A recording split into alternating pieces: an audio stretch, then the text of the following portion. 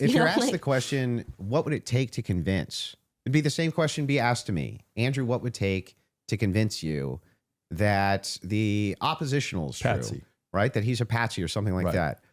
Just good, clear, concise evidence that's been presented, right? And is being presented that I could go through and link all together to see if there's actually some clear picture of there being a patsy. That's what it would take for me. Okay. Just I don't disagree with that. We haven't heard the defense just respond. a good evidentiary standard. And then, of course, I would change my mind. So just to qualify this, so there is a possibility in the next few months that you may come out and say, guys, it's done. Tyler killed it. Yeah. So you're saying yes to that. Yeah. I think it's very important for the audience here. That from Without question. For you, is there anything that you could see for you to say, yeah, this guy was a patsy. Of the government course, was I'm going to always follow evidence. Perfect. So my whole thing is just this. It's really important to me.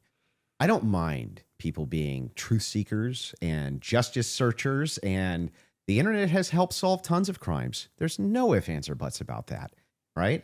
However, there's also people who, they not only don't solve crimes, but they just come up with conjecture and what's called flooding the zone. You flood the zone with tons and tons of conspiracy-based ideas and they go nowhere, right? And in fact, they actually take away from legitimate investigation. Now, I'm not even saying anybody here is purposely flooding the zone. That's not even the claim. All I'm saying is that the claims made absent, this is just me not being convinced by the state's evidence. Those become claims, and claims have to be defended. Just like mine have to be defended, yours have to be defended. And that's what we're going to get to now, yeah? You want to get into it? Would you guys like to take an ad break? We'll take an ad break. Sure. And then we'll talk Erica Kirk and TPUSA. And the conspiracies that have been conjectured by Candace Owens in regards to this case in Charlie Kirk. Perfect. Andrew, before we go into the other issues you want to talk about, is it fair to say you're good defending your position of the overwhelming evidence? Yeah. Okay, beautiful. You take the lead. Go for it. Yeah, so I have a bunch of questions for you, and I want to make it super painless, right? So no traps, no gotchas. I'm just going to ask them direct, and I think that as long as they're not loaded, if they're loaded, you should not respond yes or no, but as long as they're not loaded, if I just directly ask them, I'm hoping that you'll just give me a direct answer. So here's the questions that I have. Wait, before we get into that, I would like to just reply to that. Mm-hmm. So just to be clear, we agreed to debate our claims, and then I agreed publicly that I have no issues having a conversation with you about other things that I've discussed that were outside of the court hearing and things like other evidence that's come across our lap and things that we've been speaking about. But I just do want to make it clear to viewers that for whatever reason you think that you have a right to sort of depose me. I'm not deposing you. I just want to ask you some questions. You literally said that I want to be able to question you. This is a meta conversation. Right, we're having but a meta okay, so debate. now we're transcending. Like let's use a word to use a word that you're saying. But this is what you're doing, right? Okay. So this part to me feels like a bit of am I allowed to ask the questions?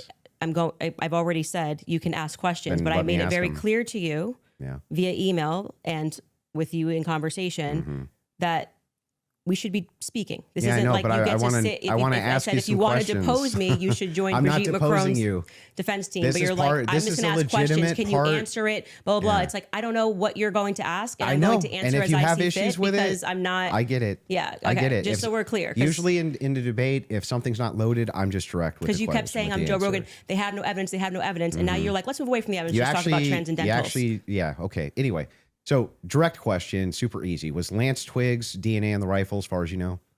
We can't say that for certainty. As far as you know. I already answered that in the first part. We can't say that for certainty. I told you the context of which they spoke about those things. So no, as far as you know.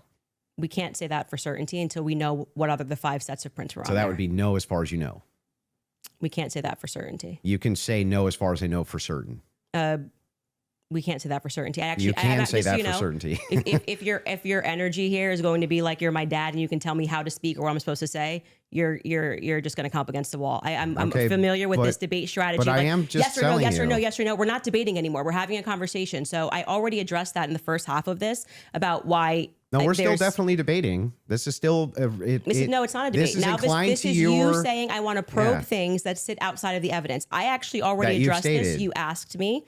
You're not going to go like you're sitting and I'm on trial. I'm not on trial. Okay, great. Let's talk about the conversation as we've agreed to. Let's talk about the Foreign Legion. Sure. Was the Foreign Legion, do you believe, trying to kill you? Yes, that's why I reported it to the correct officials in government. That's what I was told, and I handed over that information to Tulsi Gabbard's office. What's your best piece of evidence for that? Well, it was Positive evidence. It was told to me by somebody who is high up in the French government.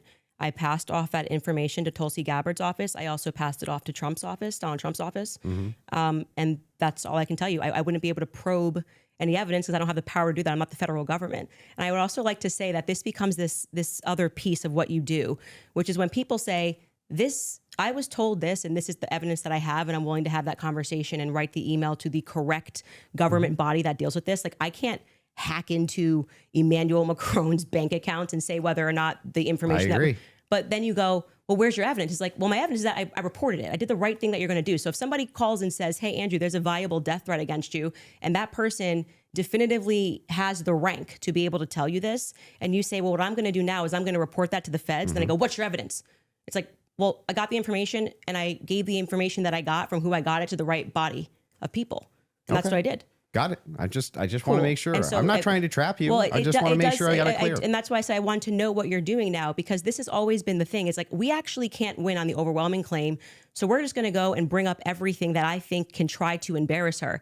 I reported exactly as I received it. I'm not trying to embarrass you. I just want to make sure that I get your positions clear. I have not said, yeah, go ahead. And now you have stated multiple times that you believe that Israel's involved in the death of Charlie Kirk. Can you give me... Yes, we can pull up the clip. I'm sorry. I'm just saying. Can I finish the sentence? Go ahead. Can you give me the context for what are you talking about? Like, when I say, generally speaking, why people think that Israel's involved? Okay. Where's your question? Yeah. Do you have any positive evidence whatsoever that Israel killed Charlie Kirk? Well, I couldn't say Israel was on the ground and shot and killed Charlie Kirk. I would say that there are various things that we're trying to establish, one being a motive.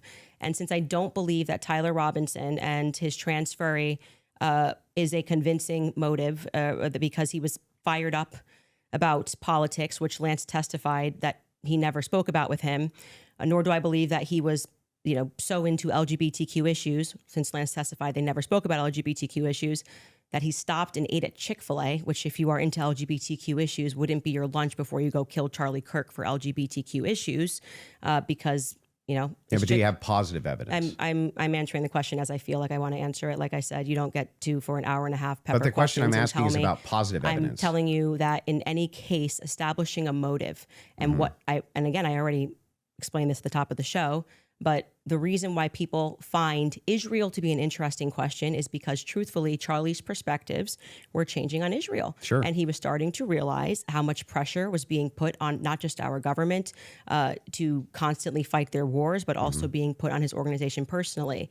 If people had come out and been honest about that, rather than rabid, claiming he never flinched and everybody's lying and this is not true, you would probably have people that just go, that's life. People change their opinions. I understand. And then there was the rabid, not even that. It's like everything was about trying to convince the public how much he liked it. So then, other than intuition, how you feel about things, do you have any evidence Israel was involved in killing Charlie Kirk? I have already said, and if you're watching my show and the context of what I said, this is the general sense of why people think Israel's involved. Nobody has made the claim that Israelis, there were also, obviously Ian Joe Carroll Kent made the claim. Well, Joe Kent, who I think would have the right to assert it, noted that there were 12 Israeli cell phones on the ground that day. I think most people would like to probe that. Now, it could be maybe they were students, and they were Israeli students in Utah that day. But we'd like to probe that narrative because what we've seen after, coming from the Israeli government, the Israeli prime minister, kind of denying that he did it, which wasn't really necessary. He was quite busy. The phone call that happened, which no one wants to discuss, in the Hamptons the week prior, or not the week prior, I think it was around August 5th or 6th that took place. And again, the almost desperate lies about Charlie shifting opinion on Israel lead us to believe that there could be an Israeli angle in this. But we cannot say for certainty that Israel called the shots and this is how it happened. But it is definitively, I think, a thread that a lot of us would like to see. There's no positive evidence.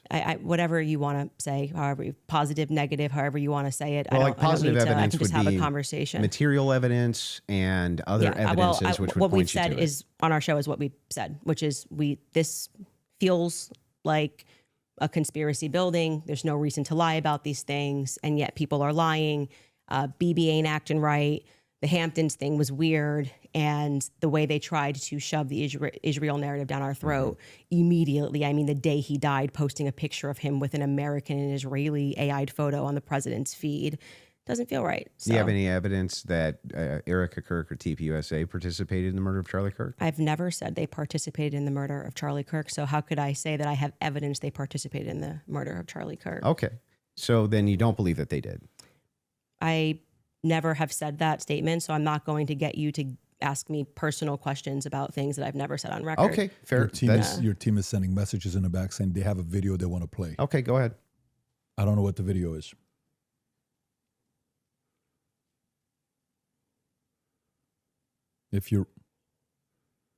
Yes, you said that there's a video you want to play that Candace said she has full confidence Israel was involved. Yep. Yeah. He said evidence that they killed him. I said this is why people think their involvement. So if they have the clip, they can play the clip. Yeah. They're referring to a clip. Yeah. Via whom? My guess is Pierre. Erica. I think that there's a reason Pierre knew that Charlie was dead first. I think there's a reason he was a priority. How? Why? I think France and Israel are involved in Charlie Kirk's assassination. And I'm going to put that out there with full confidence. Okay. I also Involvement. I understand. Yeah. So you think you with full confidence, you think that I think that Israel's France involved. and Israel. Yeah. I mean, the person that gave me that thing that I reported said that French Foreign Legion were on the ground that day. Mm-hmm. Again, this would be at a professional limitation for me to then go and probe that information that I handed over. I can't do that. I'm not But the you United don't have States any government. positive evidence of that. Okay. Right? Liz, can you just stop? It's actually just like annoying to hear you keep saying positive evidence. I've just asked me what I think, and I just tell you, yes, I think they are that's involved. a claim. No, I said here's what I think. I have every right to ask you about your claim. Yeah, but and if there's positive evidence in for this your statement, claim, I literally just said I think, and I am allowed to think. And yeah, you you're keep allowed saying, to think, do you have but you're positive making a evidence? claim. I have tons of positive evidence that I'm allowed to think. Yes. I agree. You're allowed to think. Okay. So, nobody's disputing whether or not Candace Owens is allowed to think. What I'm asking is you have what's your issue? Then what is your issue with the statement? evidence. I think that Israel is involved. That's not just what you said. You said I that did say it's with full confidence. Yes. You would think that if you had full Can you have confidence confidence to think when you think? If I said, for instance, I think I'm going to be late to work, right, with full confidence, I would say my evidence for that is that I'm 20 minutes away and I need to be there in 5. Andrew. That's how you would know whether or not you had full I'm just confidence. going to tell you something. Hang on, let me finish. Sure. If it was the case that I said I have full confidence I'm going to be late to work, I would say my evidence that I'm going to be is that work is 20 minutes away, right, and I have to be there in 5. So I have full confidence. That's why I would think that. So I'm asking, if you think that Israel and France were involved in the assassination of Charlie Kirk, and you say with full confidence, I'm just asking for the evidence, or at least walk me through the mindset of why it is that you could think that with evidence. I actually don't have to walk you through why I think. I can give you something that I think with full confidence. I think with full confidence that you lost the substance of this debate, and now you're moving toward things that I have said that I think, which I can do. They're allowed pertinent to think to this debate. It's not exactly pertinent to this It's debate. 100% pertinent. It's not pertinent because our debate These are claims claims made about Charlie Kirk's assassination. That's the complete substance of the debate. Actually, would you like to remind him of what our debate claims actually were? And would you like to remind you said I could ask you about any of these things to my heart's content? Feel free, but you do not get to structure how I'm allowed to reply or ask me why are you allowed to think. I'm not structuring how you're allowed to reply. I'm just asking you direct questions. I have full confidence that you do not feel that you represented your claim well. And so now what you came prepared to do is to present yourself like a professor of fallacies. I just want to know. And to say, you're not allowed to say that. You can't. You can say whatever you want. Nobody's disputing that. I'm asking. It seems like you are disputing I'm asking I think that when this is all said and done, I've already explained to you. I explained at the beginning of this why I think Israel is ultimately going to be proven to have involvement in this. I just explained to you in the middle, and now you're wanting me to structure the sentence or provide evidence. You don't have to. You're just allowed to think. And I've explained to you my thought process. I don't need to structure it in a sentence. If you feel like a professor today, you picked the wrong day. Don't you think that like tens of thousands or hundreds of thousands of people would want to know what Candace Owens' positive evidence for why it is that Israel and France were involved in the most traumatic public assassination of Gen Z's lifetime is? That's why they watch my podcast. So you're just going to drip to them? Like, here's why It's I not think dripping. that? Every time we come across any of these discussions, they're watching this in context and they know why I'm saying it. So, for example, when you're bringing up, well, Candace, where's your evidence for France doing this? I just told you someone who is high ranking in the French government, right? Who's nameless? Of course. Of course. Of course. Of course. But so there's good reason to so it's doubt not a this. conspiracy, though, if I then took it to the federal government. Like, you can't just go out there making a claim to the federal government. You get in trouble for making false statements and things of that nature. So, and then you go, well, I'm going to probe that. Well, how can you probe that? This happened to me. I can ask you, well, this that's is not my what I'm probing podcast. specifically. This is my podcast. I am sharing my life and my experiences and what has happened to me. And you're basically coming in like you're going to, regulate how I'm allowed to say Nope, it, if I'm I'm not allowed trying to to regulate say it. anything. I'm asking you're, very you're pertinent sounding questions. a bit like a professor trying to regulate and say, Candace, You sound very can't say, I defensive think. and like you just don't want to answer questions. I did answer your question 3 You times. I just literally- didn't say it in the way that you wanted me You to just say kind it. of obfuscate and you run away from it. But I would like for you to actually let's just go focus through every on it. clip that you guys have prepared because it's pretty. I think with full confidence, people will recognize the strategy that you're trying to employ. So let's get to the next clip you have prepared. Sure, they can pull up whatever clips whatever they want. it is yeah. that you guys have prepared. So let's But go. I would still.